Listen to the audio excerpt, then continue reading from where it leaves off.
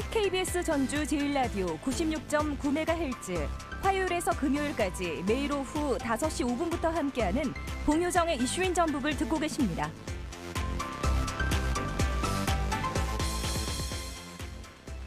네, 생활의 유용한 법을 알기 쉽게 정리해보는 시간 법률 톡톡, 오늘도 서한샘 변호사와 함께하겠습니다. 어서 오세요. 네, 안녕하세요. 네, 지난 시간에는 우리가 합의 이혼을 할 때 필요한 어떤 서류 작성법에 대해서 알아봤습니다. 오늘은 근로계약서에 대한 내용 가져오셨네요. 내용 풀어보죠. 네, 최근에 최저임금이 큰 폭으로 사용됐고, 이에 따라서 근로자들의 근로 조건과 근로 환경에 대해서 관심이 높아지고 있는데요. 네. 이렇다 보니 업무를 하다 보면 사장님들이 근로자를 고용할 때 또는 근로자가 회사에 취업을 했을 때 근로계약서를 어떻게 작성을 해야 하는지들 많이들 궁금해하시는데요. 네. 따라서 이번 시간은 근로계약서 작성법에 대해서 알아보도록 하겠습니다. 네, 좀 유용할 것 같습니다. 네. 근로계약서를 작성할 때 기본적으로 들어가야 되는 사항이 있을 것 같은데요. 어떤 내용들이 들어갑니까? 네, 먼저 근로계약서를 작성할 때 꼭 기재해야 되는 부분이 있는데요. 네. 먼저 임금, 근로시간, 휴일과 휴가, 그리고 근무 장소 및 업무 내용 등이 들어가야 됩니다. 네, 한 4가지 정도 되는 것 같은데 사실 이런 사항들을 문서로 직접 작성하기는 조금 어려워 보이는데 보다 간편한 방법이 있으면 좋지 않을까 싶어요. 네, 아무것도 없는 종이에 앞서 말했던 것들을 작성하라고 하면 네. 처음 작성하시는 분들께서는 참 막막하기도 할 겁니다. 그렇죠. 네, 그래서 우리 노동부에서는요, 이 표준근로계약서 양식을 배포하고 있는데요. 네. 노동부에서 배포한 표준근로계약서 양식을 다운받아서 작성하시면 조금 더 간편히 작성하실 수 있습니다. 네, 표준 근로계약서 작성 방법. 그럼 이것부터 알아볼까요?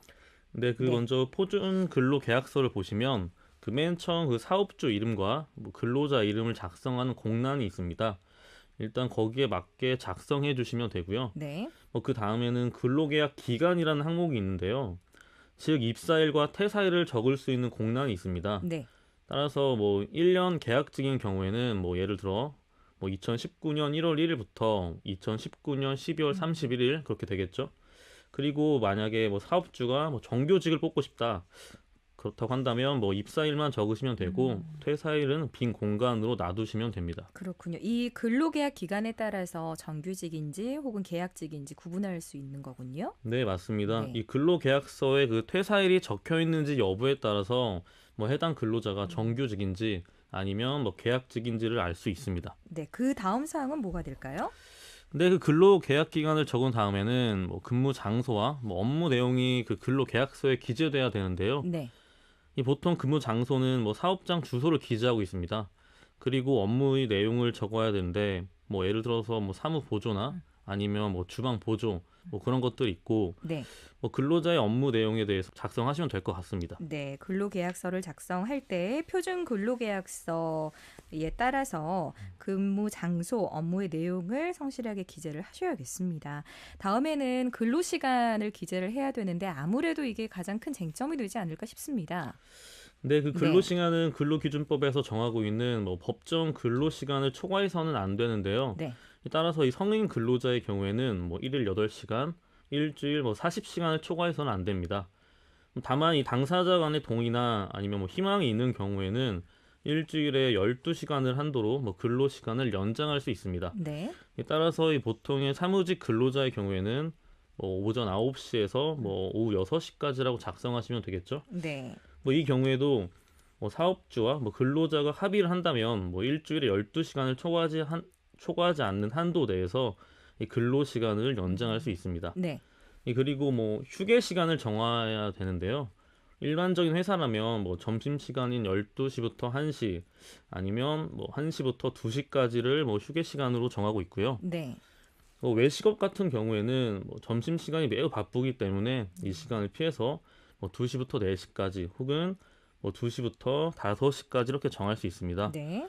따라서 근로시간과 휴게시간은 업종의 특성에 맞게 정해서 포기하시면 됩니다. 네. 근데 조금 헷갈리는 게 외식업의 경우에는 손님이 언제 올지 모르기 때문에 휴게 시간을 표시하지 않고 손님이 없는 시간이 휴게 시간이다. 이렇게 주장할 수 있는 부분인데 좀 타당한가요? 네, 특히 이 외식업을 운영하시는 사업주 분들께서는 네. 휴게 시간에 대해서 많이들 질문을 하시는데요. 네. 이 사실 사회 통념상 뭐 아나운서 분께서 주장하시는 것도 일리가 있지만 네. 뭐 만약 근로자가 뭐 손님이 없는 시간에 그 시간은 뭐 단순히 대기 시간이었고 뭐 사업장을 벗어날 수도 없었고 네. 이 만약에 손님이 오면 손님을 응대해야만 했다 네. 이런 식으로 주장을 했을 때 뭐 근로 시간이라고 인정될 수도 있습니다. 이 따라서 외식업 같은 경우에도 휴게 시간을 정해서 표시하는 것이 참 바람직합니다. 네. 근로계약서를 작성할 때 꼭 휴게 시간을 표기해야 한다는 점 기억을 하셨으면 좋겠습니다. 그런데 이제 외식업이나 아니면 근무 시간에 유동성이 있는 직종이 있을 텐데요. 이런 직종의 경우에 특정 시간을 휴게 시간으로 지정을 한다면 손님이 온다거나 또 근무를 해야 할 상황이 왕왕 발생을 할 수가 있잖아요. 네. 어떻게 작성하는 게 좋을까요? 또 뭐 예외가 있습니까? 네, 먼저 일단 근로계약서에 휴게 시간을 표기를 해야 뭐 네. 추후에 사업주와 근로자 간의 다툼이 있었을 때 이 휴게 시간으로 인정받기가 참 쉽습니다. 네. 그리고 업무의 특성상 뭐 휴게 시간을 유연하게 조절하고 싶으면 뭐 근로계약서의 뭐 특약사항으로 네. 뭐 휴게 시간은 업무 특성을 반영하여 조절 및 뭐 변경할 수 있다라는 문구를 표기하시면 뭐 휴게 시간으로 인정받기 용이할 수 있습니다. 네, 그렇군요. 지금까지 근로시간 작성법까지 알아봤고 그 다음 내용도 설명을 해주시죠. 네, 그 임금과 네. 이제 뭐 연차, 유급 휴가 등이 있는데요. 먼저 임금을 보면 뭐 월급이나 일급, 뭐 시간급 등이 있습니다. 네. 월급 같은 경우를 보면 뭐 최저 시급이 8,350원이니까 뭐 한 달에 근무 시간 209시간을 곱하면 네. 이 최저 월급이 뭐 174만 5,150원이 될 수 있겠죠. 네. 네. 2019년도 한 달 최저임금이 약 174만 원 정도가 됩니다. 근데 이제 최저임금을 계산할 때 시급 8,350원에 한 달 근무 시간 209시간을 곱해서 계산을 했는데 네. 한 달 근무 시간 209시간이나 되나요? 네, 그 좋은 지적인데요. 네. 뭐 임금을 줄 때는 그 주휴수당을 지급해야 된다고들 많이들 들어보셨을 겁니다. 네. 따라서 그 주휴수당을 포함한 근무 시간이 한 달에 209시간인데요. 네.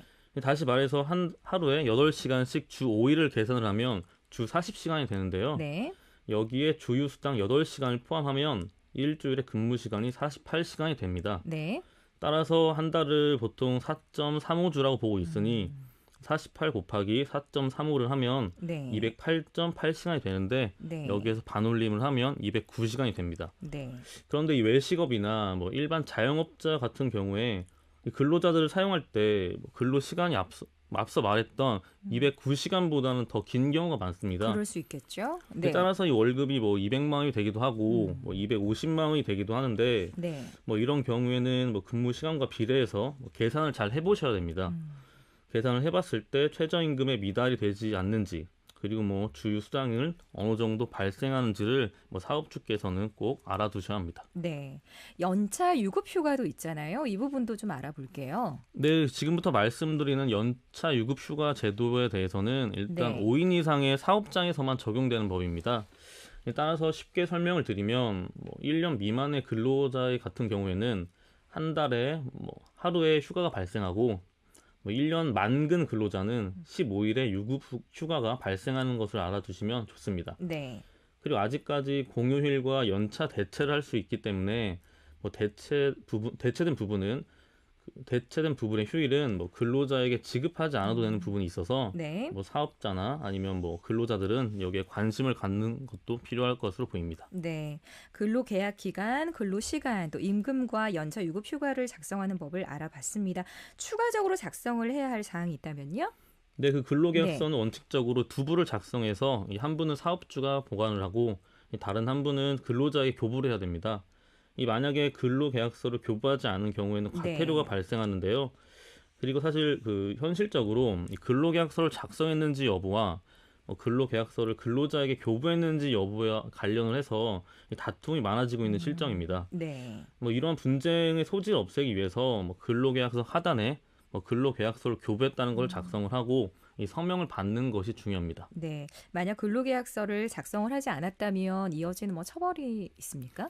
네, 그 최근에 그 네. 근로계약서 미작성에 대한 신고가 많아지고 있고 뭐 이에 따라서 실제로 벌금이 부과되는 사례가 굉장히 많습니다. 네. 먼저 그 근로기준법을 보면 근로계약서 미작성으로 인한 벌금이 500만 원이라고 규정되어 있습니다. 네. 따라서 이 과거에는 근로계약서 미작성에 대한 처벌에 대해서 뭐 기소유예나 아니면 벌금 5만 원 정도로 가벼운 처벌이 나왔는데요. 네. 이 최근에는 벌금도 뭐 50만 원 정도로 인상되었고 네. 또 중요한 것이 벌금은 과태료와 다르게 이 형벌이기 때문에 자신의 전과 기록에도 남는다는 점은 참 주의하시기 바랍니다. 네, 오늘 법률 톡톡 지금까지 서한샘 변호사와 함께 근로계약서 작성법에 대해서 여러 가지 알아봤습니다. 다음 주 뵙겠습니다. 네. 고맙습니다. 감사합니다.